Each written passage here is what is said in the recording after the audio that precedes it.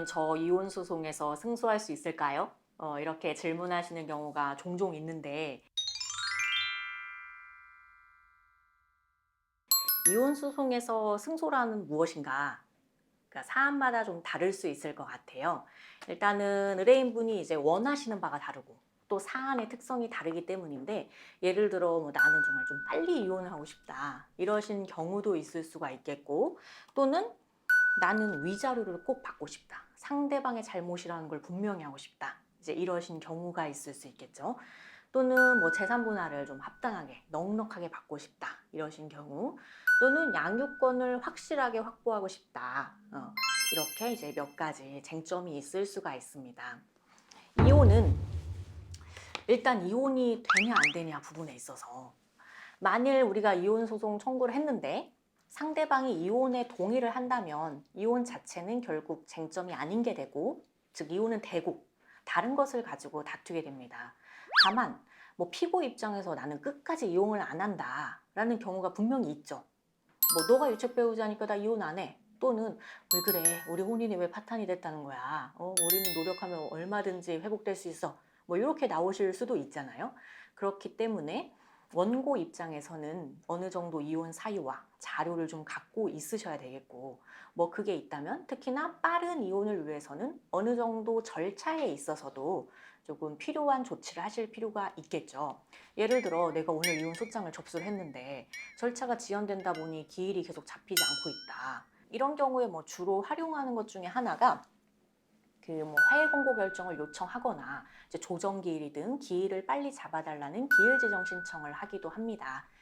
그래서 뭐 상대방과의 뭐 합의나 조율을 뭐 소장 접수 직후에 바로 시도해 보셔서 합의가 되면 저희가 합의된 내용을 재판부에 빠르게 제출해 드리는 방식, 또는 우리가 가진 자료만으로도 우리가 원하는 것이 좀 결정이 나올 가능성이 있다, 그러면 이러한 이유로 이러한 결정을 내려주세요 라고 하여 미리 좀 기일을 기다리지 않고 조치를 취하는 경우가 있죠. 그런 경우에 원하는 대로 진행이 되면 뭔가 이제 3개월까지 기다릴 필요 없이 한 달 이내에 이혼한다는 결정 등이 나오기도 합니다. 이런 경우가 있겠고요. 그리고 앞서 이제 짧게도 말씀드리긴 했는데, 이혼 자체가 되냐 안 되냐의 쟁점인 경우, 또는 내가 위자료를 꼭 받고 싶다인 경우, 이런 경우엔 특히 이혼 사유 및 자료가 어느 정도 명확할 필요가 있습니다. 뭐 예를 들어 쉽게 외도를 말씀을 드리면, 저도 이제 종종 말씀을 드렸는데 어떤 경우엔 자료가 너무 충분한데 혹시 부족한 게 아닌가 해서 늦게 오시는 분도 있고, 어떤 경우엔 자료가 너무 없어요. 이제 심증만 있으시고, 그래서 이 자료가 이 정도면 충분한지 이걸 좀 진단을 받으실 필요가 있겠죠.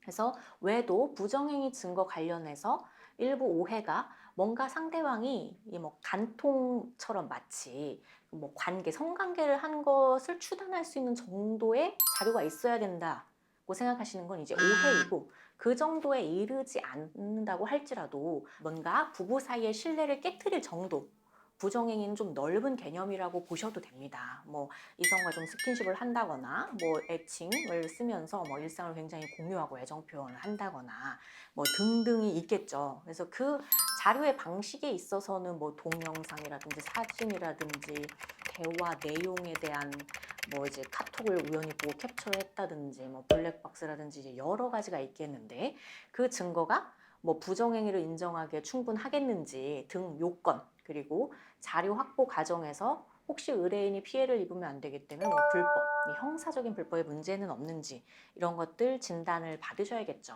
그리고 폭행 같은 경우에도 사실 자료를 확보하기가 그렇게 좀 쉽지 않으신 경우는 있는 것 같아요. 그 막상 그 상황이 되면은 내가 뭐 일부러 매일 녹음기를 켜놓을 수도 없고, 112 신고를 하자니 뭐 핸드폰을 뺏어가 버린다거나, 또는 신고하는 것 자체가 너무 두려우신 경우, 여러 가지 경우는 있는 것 같아요. 근데 그래도 자료가 일절 없으면 이거는 뭐 상대방이 오히려 적반하장으로 나오실 수가 있기 때문에 좀 확보의 필요는 있겠죠. 그래서 상대방이 특히나 뭐 여러 차례 폭행을 하면은 자료가 잘 이제 업기도 힘들죠. 막 기물 파손해 놓고 뭐 물건 집어던지시고 이런 경우도 많은데 이제 사후에라도 좀 사진을 촬영을 해두시고 등등 좀 확보가 필요하시겠습니다. 그렇게 해야 합당한 위자료를 받으실 수 있어요. 그래서 위자료 부분은 그간에 있었던 사실을 저희가 서면으로 잘 정리하는 거 플러스 이제 자료를 적절히 첨부하는 것이 같이 필요하겠습니다. 그리고 이제 뭐 재산 분할은 당연히 합당하게 우리의 이제 몫이 있으니까 잘 받으셔야 되겠는데, 가장 중요한 것 중에 하나가 안전하게 받으셔야 되잖아요. 우리가 재산을 받을 게 있는데 그 재산이 상대방 명의로 되어 있다. 그러면 이제 가압류 가처분이 필수인 부분은 안전해야 되기 때문에 만일 상대방이 재산을 처분해서 현금화하고 은닉하면 재산을 못 받아올 수 있다. 이거를 꼭 유의하셔서 가압류가 필수적으로 있어야 하고요. 그리고 그 재산 분할 액수라는 게 편차가 발생해요. 이게 뭐냐면은 일단은 재산 분할 대상 부분인데 뭐 상대방 재산 조회하면 뭐 다 나오겠지. 이것이 아니고 생각보다 좀 섬세한 작업이 필요한 사안들도 꽤 있습니다. 그래서 뭐 상대방의 재산을 조회하는 방법은 여러 가지가 있겠는데 뭐 재산 명시 신청을 해서 재판부에서 재산 목록을 제출하라 라는 절차도 있습니다.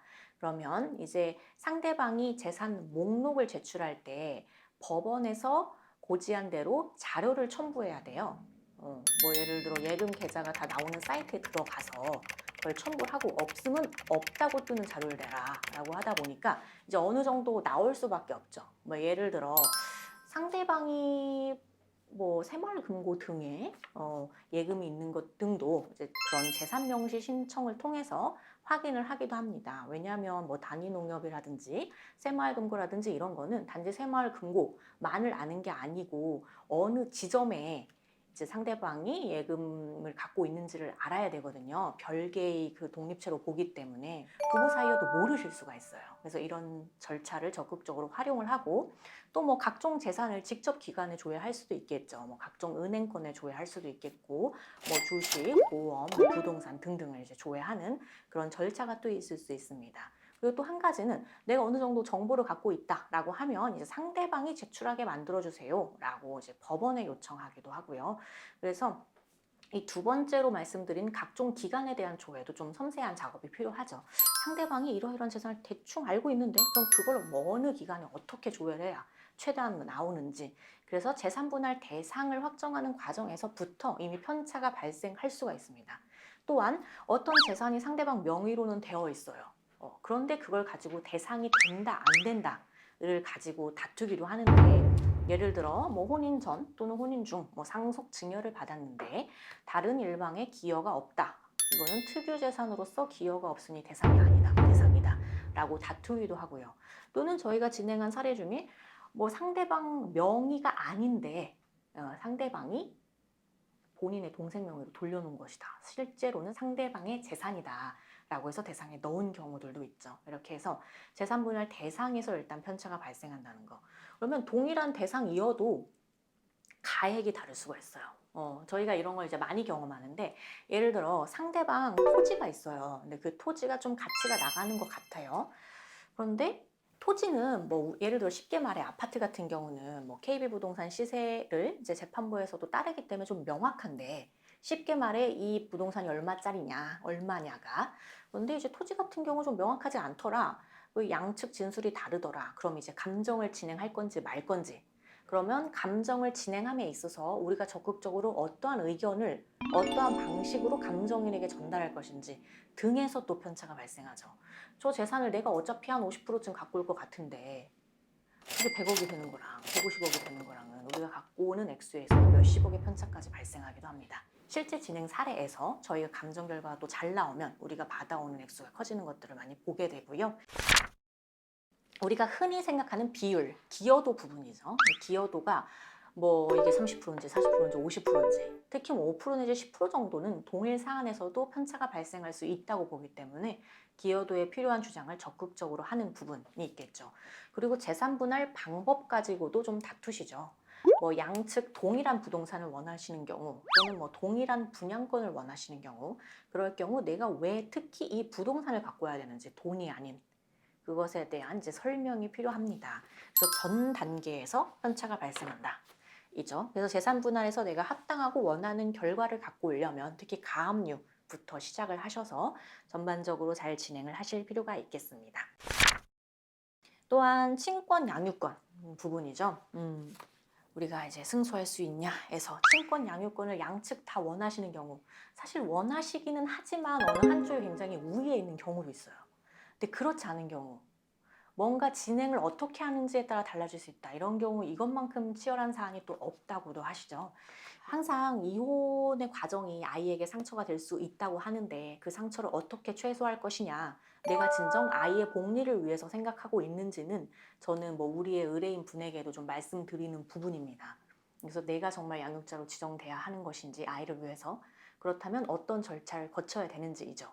근데 제가 좀 안타깝게 생각하는 거는, 우리 의뢰인 분이 그동안 아이를 주로 양육해왔고 상대방 때문에 이혼을 하게 됐는데, 그래서 나는 아이를 양육해야 되고 제가 봐도 그게 맞다, 재판부에서도 그게 맞는 것 같다. 그런데 어찌하여 아이를 뺏겨서 못 데리고 있는 경우, 이런 경우가 참 안타까운 사례가 될 수 있어요. 그래서 특히 소송 초반, 소 접수 직전에 아이를 잘 데리고 있어 주시는 부분, 이거를 좀 말씀을 드리게 되죠. 이게 오해가 없으셔야 되는 부분이 정말 아이를 위해서 아이에게 피해가 최소화하는 방향으로서 이제 말씀을 드리는 부분인데, 예를 들어 뭐 상대방이 굉장히 좀 폭력적이고 뭐 외도를 하고 막 이래서 지금 이혼을 하게 됐는데 상대방한테 아이를 뺏겨버리면 안 되잖아요. 몇 달간이나 뭐 아이를 안 보여주고, 그럼 아이는 맨날 보던 엄마를 지금 뭐 몇 달간 못 보게 된다거나 이런 상황이 초래될 수가 있기 때문에, 이거는 좀 일률적으로 말씀드리긴 어렵지만 내가 이혼을 생각한다면 미리 와서 좀 말씀을 들어주셨으면 좋겠어요. 한번 정리를 해보면, 빠른 이혼을 위해서는 그에 맞는 화해 권고 결정 요청이나 뭐 조정 등 또는 기일 지정 신청 등 이제 절차상 활용할 것들이 있다 말씀을 드렸고요. 또 뭐 내가 이혼을 꼭 성립하고 위자료를 받고 싶다면 그에 맞는 증거가 필요한데, 그 증거는 이제 섣불리 이혼 소송을 하기 전에 미리 진단을 받으셔야 됩니다. 그리고 재산 분할은 단계별로 굉장히 편차가 많이 발생하는 부분이어서 가압류 단계부터 잘 준비를 하셔야 되고, 역시나 이혼 소송 전에 진단을 받으셔야 되겠죠. 그리고 양육권 부분은 제가 말씀드렸던 부분이 결국 아이의 복리를 위해서 신중한 결정을 하셨으면 좋겠고, 그 절차에 있어서 아이의 피해를 최소화하는 구체적인 전략이나 방법 등 또한 있으니 진단을 받으셨으면 합니다.